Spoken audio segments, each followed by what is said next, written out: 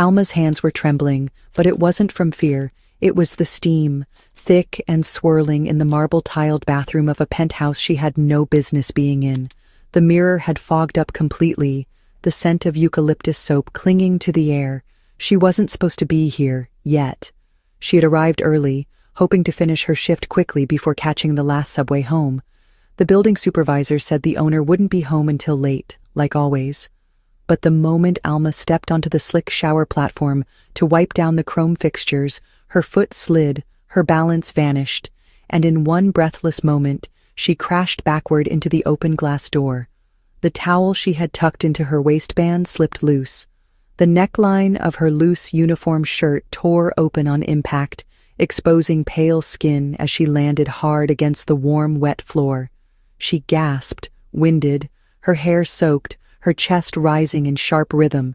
She scrambled to cover herself with a nearby towel, heart pounding. And that was when he stepped in. Julian Reese. He was supposed to be in Boston.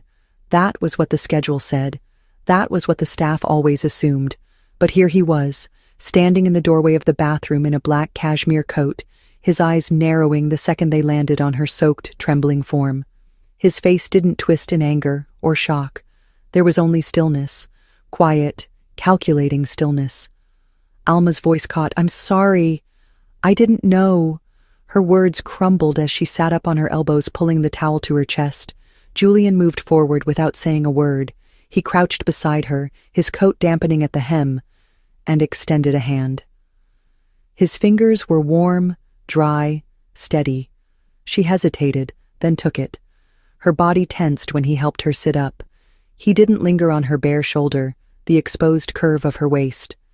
He simply met her eyes, expression unreadable, and said softly, "You hit your head?" "No, just surprised."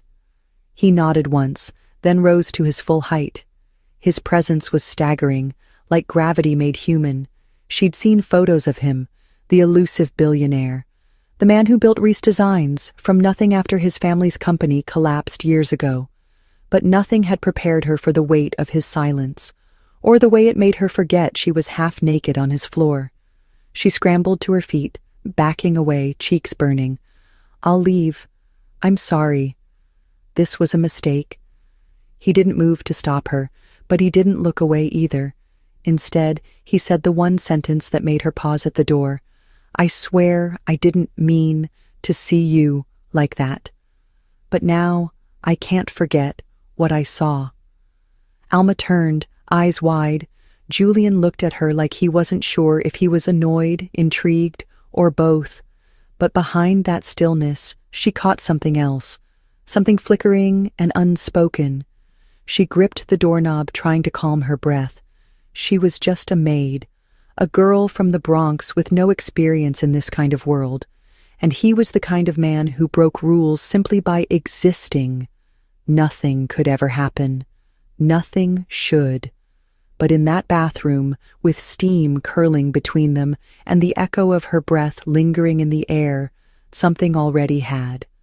Alma Velázquez didn't grow up dreaming of penthouses and designer floors. She grew up in a one-bedroom apartment in the Bronx where she shared a pull-out couch with her younger brother. Her mother worked double shifts as a home nurse until arthritis in both hands forced her to stop. Alma was 19 when she dropped out of community college to pick up 3 part-time jobs, cleaning houses by day and working a late-night diner shift just to keep the lights on. At 22, she was exhausted but still standing. The cleaning job at this luxury building was supposed to be temporary, just a little extra cash to pay for her mother's medication and maybe help her brother apply to trade school. But from the moment she stepped into the penthouse on the 40th floor, she knew nothing in her world had prepared her for it. The place was glass and stone and silence, like a modern castle floating above the city. Everything was white, black, or chrome.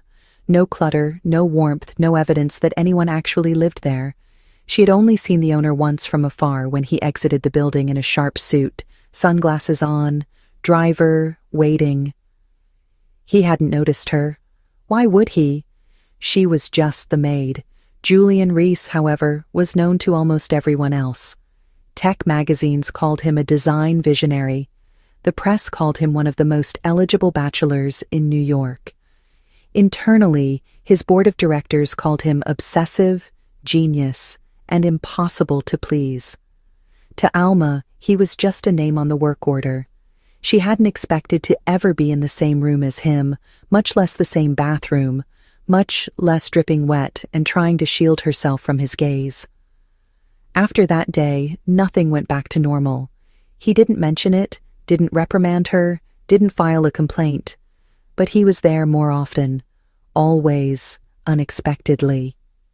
He'd be reading on the terrace when she came to water the plants, or on a call in the kitchen when she was emptying the dishwasher.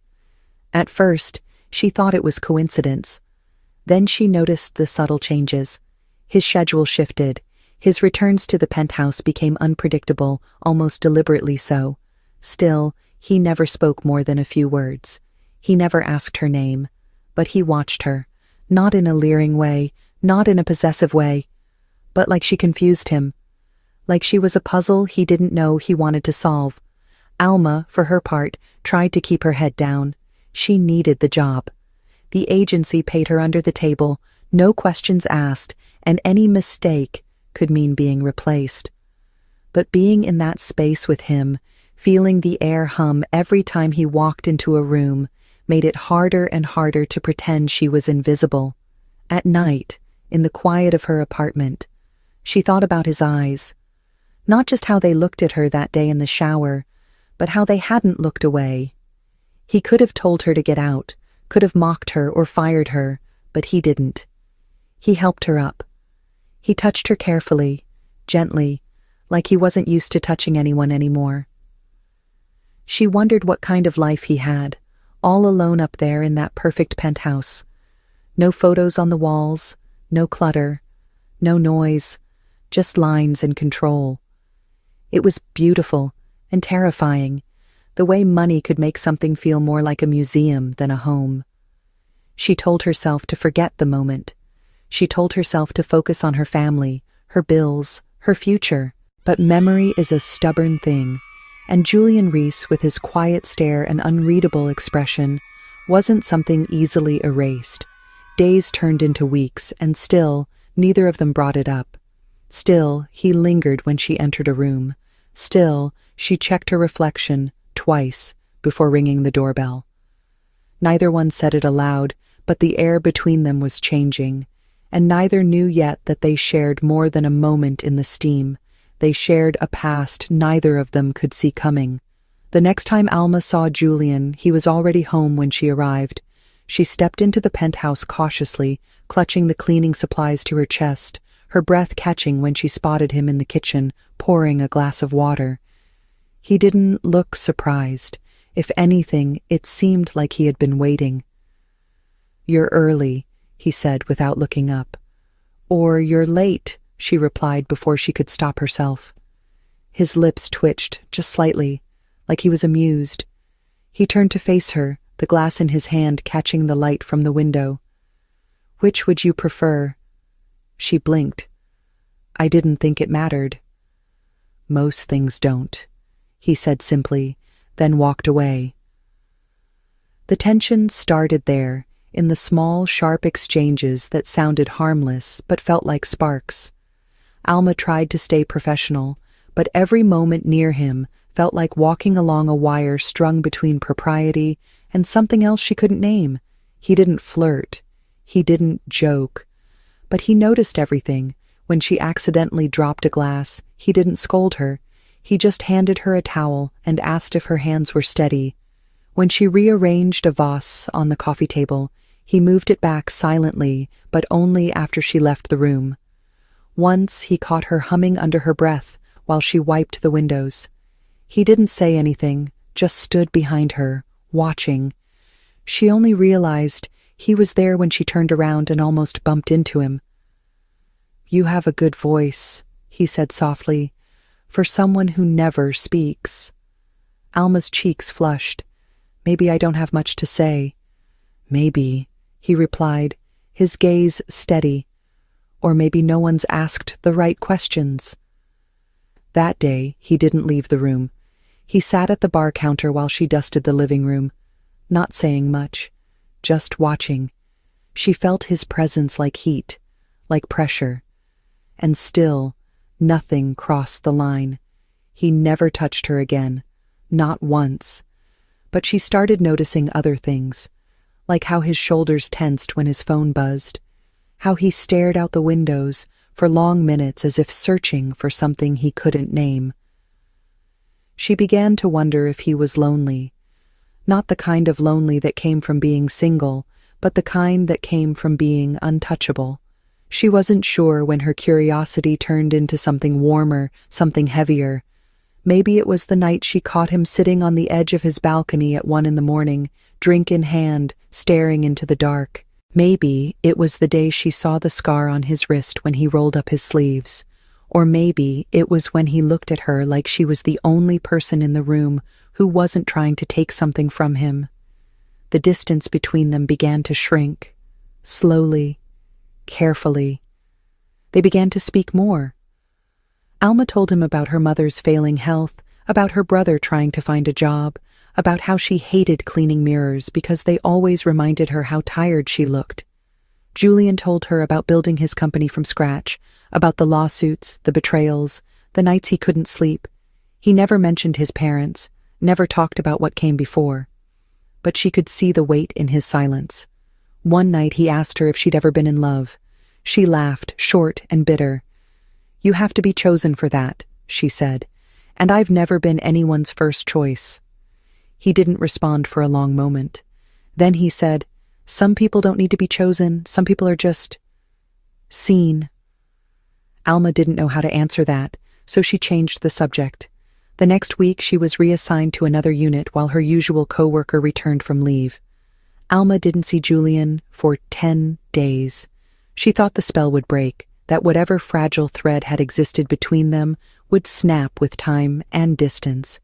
But it didn't. On the 11th day, she got a call from her supervisor asking her to cover a shift back at the penthouse. Alma said yes before she could think. When she entered the penthouse, it was like nothing had changed, except everything had. Julian was there, waiting. "You came back," he said, not as a statement, not as an accusation, but as something else. "Relief, maybe." She nodded. "I wasn't sure you'd want me to." He tilted his head. "Why wouldn't I?" "Because I'm just the help." "You're not just anything," he said, and then he stepped forward, slow and deliberate. He reached for her hand, not to pull her close, not to seduce, but just to touch. "I haven't felt anything real in a long time," he said, "and that scares the hell out of me." Alma's heart pounded. She didn't move. He didn't kiss her.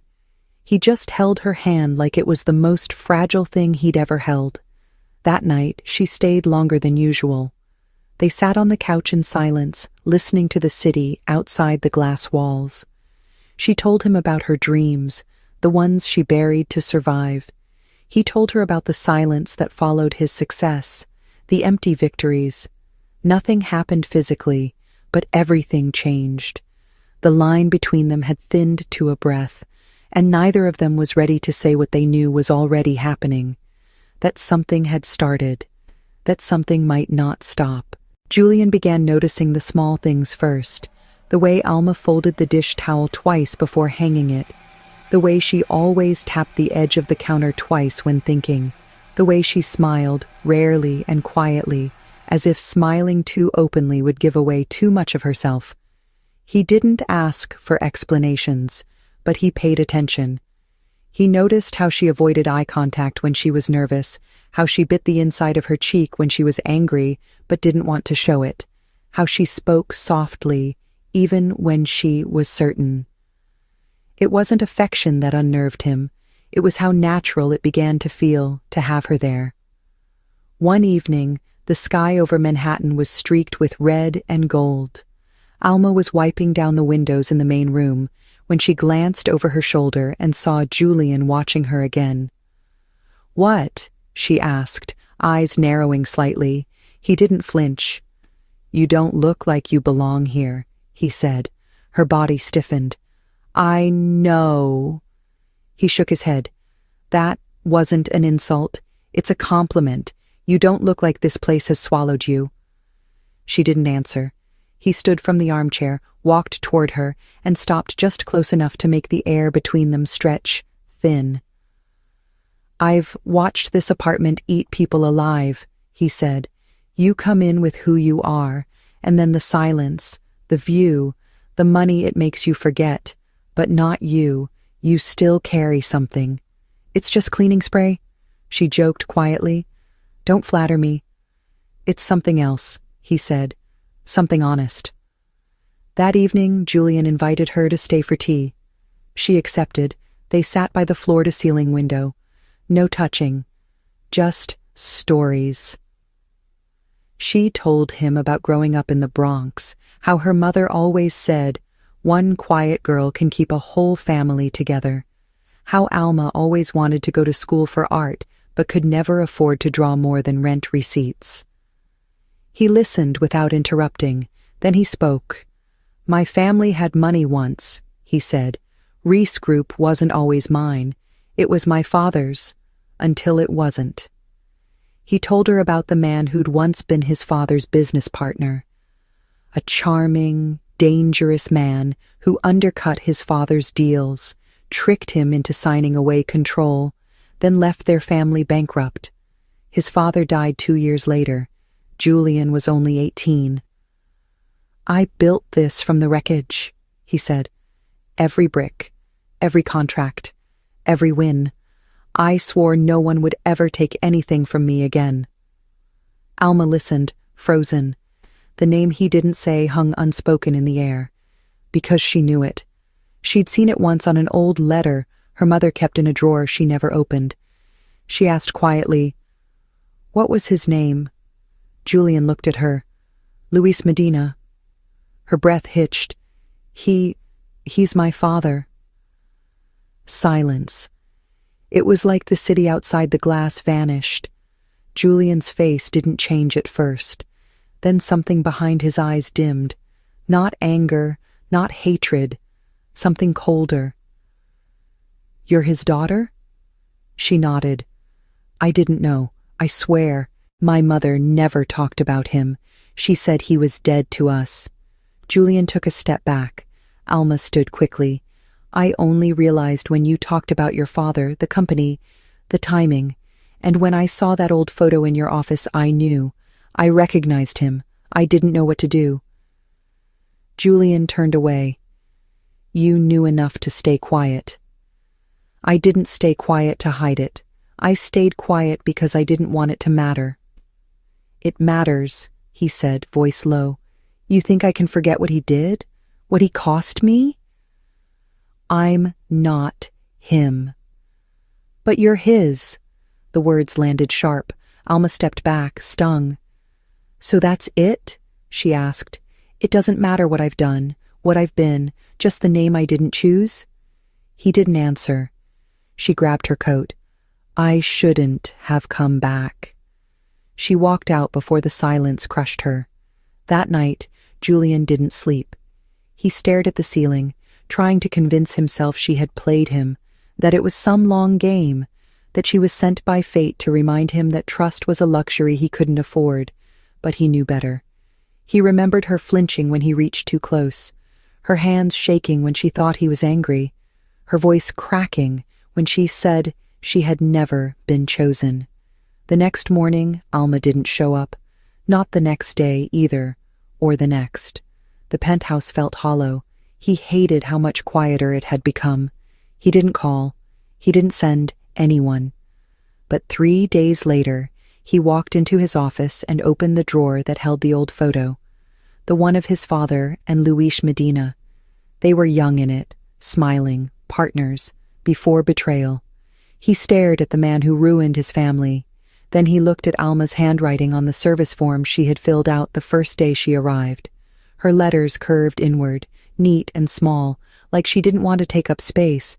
He called his assistant. "Find me," the address she put down. 20 minutes later, he was standing on a street in the Bronx, facing a 3-story walk-up. He knocked on the apartment door. A younger boy answered. "She's not home," he said. "She's working the night shift at the diner." Julian nodded. Tell her I left something in the quiet." The boy looked confused. Julian turned and walked away. That night, Alma found a small envelope tucked under her pillow. Inside was a note. It said only, "I see you. Not your father, not your name, just you. Come back when you're ready." The next evening, she knocked on the penthouse door. Julian opened it himself. He didn't speak. She stepped in, dropped her bag, and walked straight into his arms. He held her like she was the first solid thing in years. She whispered into his chest, "I don't want to fix your past, but I want to be part of your future." Julian kissed the top of her head. That's all I ever wanted. They didn't need forgiveness that night. They just needed each other. No legacy, no guilt, just the fragile peace of two people who chose to stay. That night changed everything, not because something extraordinary happened, but because something simple finally did. Alma didn't come back as a maid. She came back as herself, not because he begged, not because he offered her a role to fill, but because she chose to. And Julian, for the first time in years, didn't try to fix, control, or define what she meant to him. He let her be. The shift was subtle, but real. She didn't move in, she didn't stop working, but she stayed longer after her shifts, sometimes curled on the couch with a book, sometimes sketching in the corners of old design plans he'd left out. Julian began to leave her blank notebooks, good paper, expensive pens. He never said it aloud. She never asked. One evening, she found a note in the back of a sketch pad. "Draw the world you want, not the one you come from." She taped it to the inside of her locker. In the penthouse, their physical closeness remained unspoken, restrained, but charged. Julian's hand brushing hers as they passed in the kitchen felt like electricity. Alma's laugh, rare and surprised, always made him freeze as if afraid the moment might end. The tension between them built slowly, one heartbeat at a time. But the rest of the world didn't wait. One night, Julian hosted a private event for a new investor. Alma wasn't supposed to be there. She only stopped by to drop off a book he'd left at her apartment. But the elevator opened, and suddenly she was face to face with a room of suits and stilettos. Eyes turned, some in curiosity, others in judgment. One woman approached her with a cruel kind of smile. "You must be the help," she said sweetly. "Or something more interesting?" Alma didn't respond. She didn't have to. Julian's voice cut through the crowd. "She's exactly who she wants to be," he said, "and she's not here for any of you." He walked to her side, took the book from her hand, and said, "Thank you. I needed this." She smiled quietly. "I know." That night, he didn't walk away from her. He walked away from the crowd. Alma followed. In the elevator, they stood side by side. He turned to her slowly. "I'm tired of pretending you're not the best part of my day." She didn't answer right away. "I don't know how to do this," she said. "I don't either," he admitted, "but I know what I want." "And what's that?" He looked at her like the question was too small. "You, just you." They stood in silence as the elevator reached the top. She stepped out, but he didn't follow. "You're not coming?" she asked. "If I go in there with you, I won't let you leave," he said, voice low. "Not tonight, not ever." Her breath caught. "Then maybe you should." Julian stepped out slowly, closing the door behind him. In the dim hallway light, he reached for her hand. She didn't pull away. "I want to be clear," he said. "This isn't about desire. It's not about what happened in that bathroom or what didn't happen after. This is about trust. I want to be close to you because I trust you, because I want you to trust me." Alma stared at him. Her heart was pounding. "I've never done this," she said softly. "I know." He stepped closer. "That's why I want to do this right." She led him inside. There were no grand gestures, no music, no performance, just soft lighting and two people standing very still in the quiet. She reached for his collar, not to pull him closer, but to feel the warmth of his skin beneath the fabric. He cupped her cheek. When their lips finally met, it wasn't rushed. It wasn't frantic. It was patient, reverent, like they were learning each other's language one breath at a time. Julian didn't undress her quickly. He didn't rush through the moment. He touched her as if he was asking, not taking. Her shirt slid off her shoulder slowly. She stood before him, exposed, vulnerable, her chest rising with the weight of what she was about to give. "Are you sure?" he asked, voice barely above a whisper. "Yes," she said, "but only if you promise you won't run when it gets hard." He smiled softly. "Running from you is the only thing I've never been able to do." When he lay her down, he wasn't the powerful CEO. He was a man holding something sacred, and when she wrapped her arms around him, she wasn't the girl from the Bronx anymore. She was just Alma, and she was his. They moved slowly, learning with each touch, with each sound, with each gasp that escaped between whispered names. Afterward, they didn't speak. They didn't need to.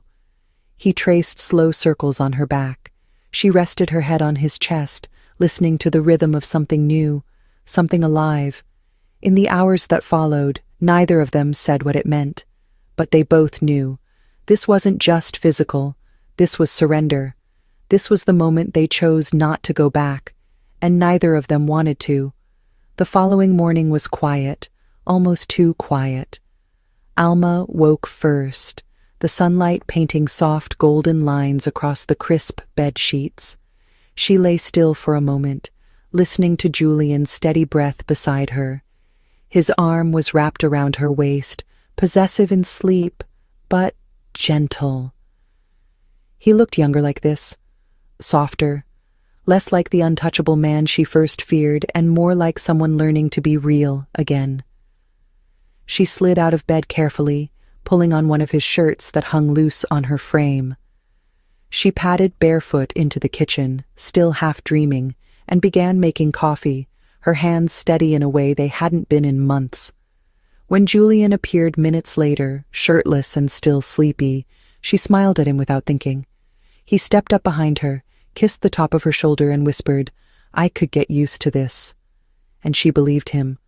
For the first time in years, Alma allowed herself to hope, but hope is fragile, and the world has a cruel way of testing anything that dares to grow too quietly. That afternoon, Alma received a phone call. Her younger brother Mateo had been involved in an altercation outside his part-time job. A man had tried to steal from the store, and Mateo stepped in to help. In the scuffle, he'd been injured and taken to the hospital. It wasn't life-threatening, but the bills were already climbing. Alma dropped everything. Julian offered his driver, his card, even to come with her, but she refused. "This is my family," she said. "I need to handle it myself." He watched her walk away, jaw tense, eyes unreadable. Alma returned to her old world like stepping back into a skin she thought she'd outgrown. Her mother's apartment was still too small, the fridge still too empty, the pain still too loud. She didn't call Julian. She couldn't. She wasn't ashamed of her life, but she feared what it might do to what they'd just started building. The hospital bills were already stacking up, and Alma went back to working long shifts at the diner, picking up overnight cleaning contracts again. Every time she saw Julian's name light up on her phone, she let it ring. Not because she didn't want to talk to him, but because she didn't know how to explain that love didn't fix rent, that desire didn't erase debt. 3 days passed, then 4. On the 5th day, Julian appeared outside the diner. He didn't come in. He just waited. When her shift ended at 2 in the morning, she stepped outside and froze. He was leaning against the wall, suit jacket slung over his shoulder, hair slightly mussed from the wind. "You didn't call," he said. She wrapped her arms around herself. "I didn't want you to see this part of me." "I've already seen all of you," he replied. "The good, the scared, the proud. This is no different." "It is," she said. "This part is messy, and I don't want to be something you feel obligated to fix." "I'm not here to fix you." He stepped closer.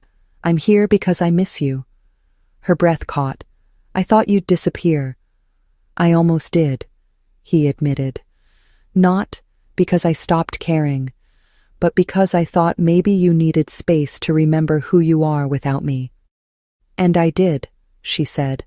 "I needed to stand up for myself again, for my family, to make sure that the woman you're falling for isn't someone you have to carry."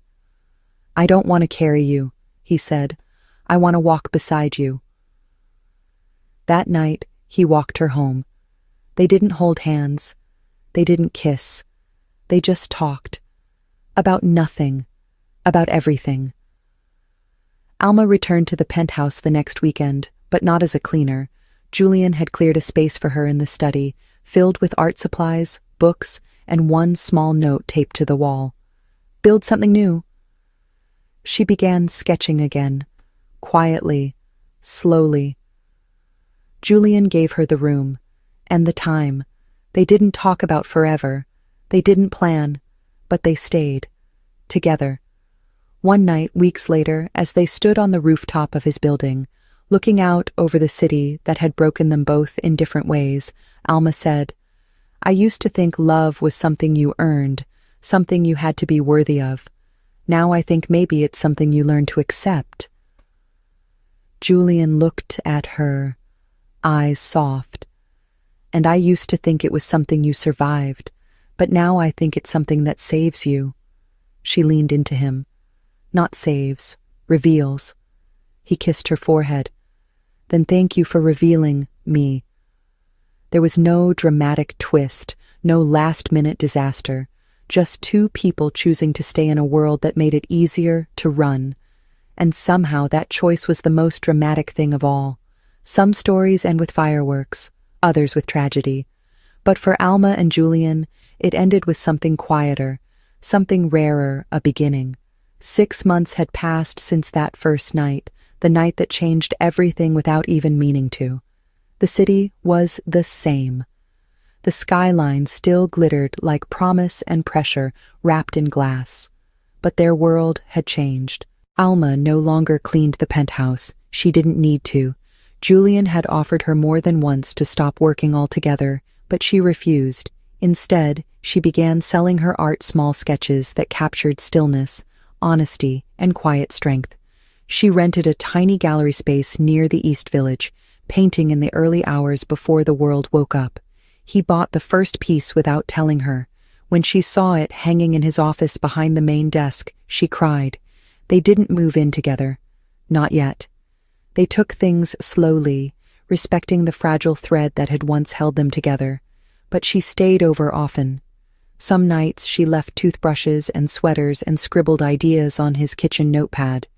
And some mornings, he would wake up to find her asleep on the couch with a sketchbook balanced on her chest. Their lives didn't become perfect.